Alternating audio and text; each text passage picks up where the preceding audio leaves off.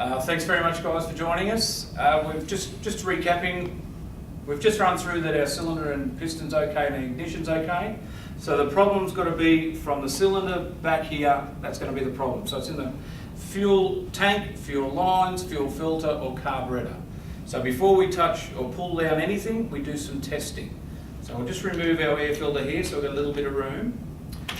If we could please turn to page 22, we're going to run through a couple of things down the bottom of page 22. So we've determined that our problem's going to be the carburetor or fuel related. And if you can, we'll just go for the first one there, mixture screws and settings. That's the first thing we check. Haven't touched a thing yet, just got a little screwdriver. This one's an auto tune, but just imagine that it's the old standard carburetor with high and low speed screws. We get our screwdriver, we put it through the side. I'm working on the low speed screw, half, 1, 1.5, great. Next, into the high speed slot, half, 1, 1.25, okay. Now if those screws were 2, 3, 4 turns out, we'd have another problem as well. So we can tick off that the screws were set correctly. So let's go to number 2. Fuel level and the quality. So we turn the saw on its side, we drain the fuel out, and we inspect it. Now we can drain it into a little cup like this one. We tip it into our cup. We can add a little bit of water and give it a shake, and you'll see the bubbles separate between fuel, water and oil. Or we can use our fuel test kit samples, the little vials. Make sure there's some oil in there, and just give it a little bit of a smell, and you'll smell if it's stale or not. Then we move on to, what's the next one? Fuel tank venting. A couple of things that we've made here to make life a little bit easier, and I'll show you there's 2 ways. If you can just zoom in on that, Phil, we're going to take our fuel cap off. And what we have here at Husqvarna is a fuel cap that has a little fitting that we've put into it, glued into it. And we're going to screw that onto our saw. Screw it onto its home. Grab our pressure gauge, which is this guy here, and add our little cover.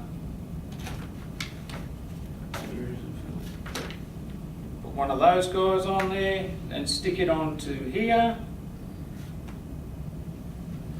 Turn the gauge to vacuum and test the vacuum. You might be able to hear that, but there's a whistle there.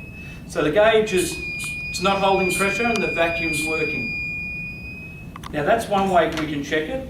The other way we can check it is, for the fellas back at the workshop that don't have the fuel cap with the nozzle in it, leave your old cap in there. It's got a little bit of rubbish on it. Leave the old cap in there.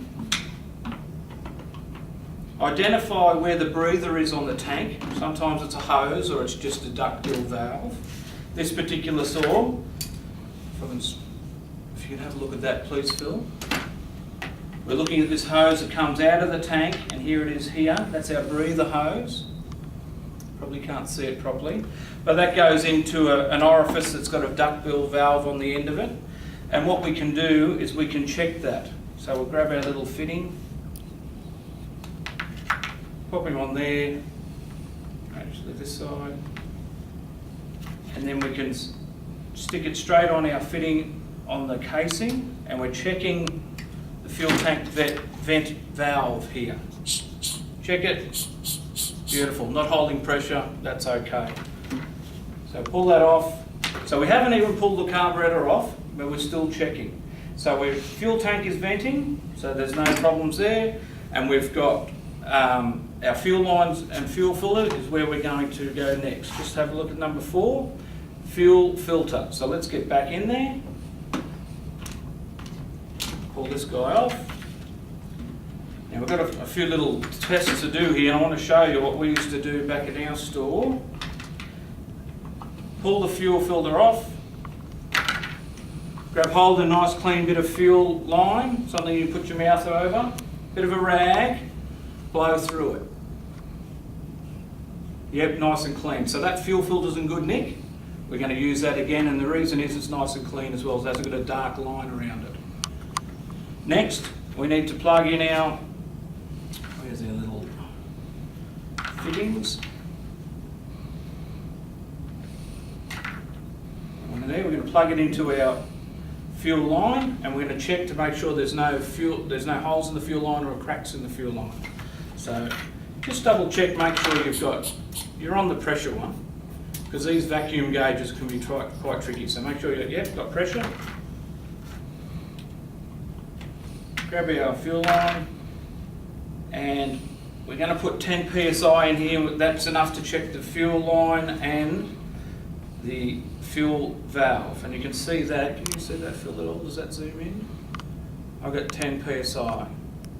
Yep, got it. Okay, so the other thing we used to do, and not many people do it, is if that fuel line has got soft with some of the fuels that's available these days, by putting more pressure in it, you might even have to hold the bottom line, put about 20 psi in this thing, get it right up there, and what will happen is that'll test that quality of that fuel line that's in there. If it's soft, it will blow a hole straight in it. If it's got any holes, if it's doubtful, that'll blow some holes in it. Don't hold it there too long, because you do some other damage as well. Okay, so 10 psi usually, but if you've got an old saw that's giving you grief, and the reason we check the quality of that fuel line is some of the symptoms are you're running it and it's like it's running out of fuel. It's running lean, high and low speed's great, it's got beautiful fuel, the fuel filter's in good nick. It's the fuel line sucking in and closing that hole off. So just put a little bit of extra pressure in it and test that quality. If it's not real good quality, it'll burst and blow a hole in it like a bubble. Put him back together. So pop that on there. What's our next one? Throttle and choke linkages. So we'll pop this back in here. Now we haven't even pulled the carburetor off yet. Screw that back in there. Check the throttle and linkages. Pull it full throttle. Make sure that it is pulling full throttle. Just got my index finger on that throttle, full throttle. Check the choke. Yep. All looks good there. And the final thing is the air cleaner. Everyone knows about the air cleaner. That one's a little bit dirty. We'll clean it next time we get down into the workshop. So just recapping, before we even go anywhere like looking like pulling that carburetor off, we've checked the cylinder and piston, the ignition, we've checked the fuel lines, the venting, the tank, the fuel filter. If we've still got some problems from there, that's when we start to dive into the carburetor. So I hope that helps you fellas, and we'll come back shortly with another one. Thank you very much, Phil.